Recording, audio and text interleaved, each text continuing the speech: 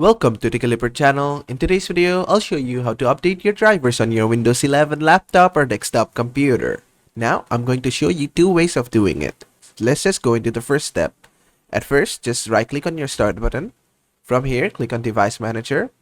Then just expand your Device Manager. Here, you'll see all the devices that are in your PC or system. Now, for example, if you want to update the display adapter drivers, just expand this. Then just right-click on your graphics card and click on Update Driver. From here, click on Search automatically for drivers. As you can see, my best drivers are already installed.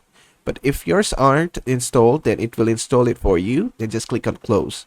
Then close this. You can do this for all the devices. And the second method is to update your operating system. Just click on Start. From here, go to Settings. Then from here, go to Windows Update on the left hand.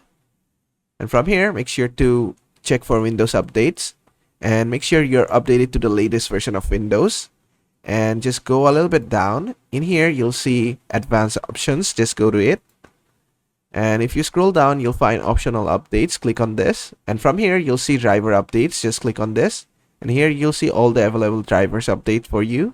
Just check the boxes and you can click on download and install the drivers for you.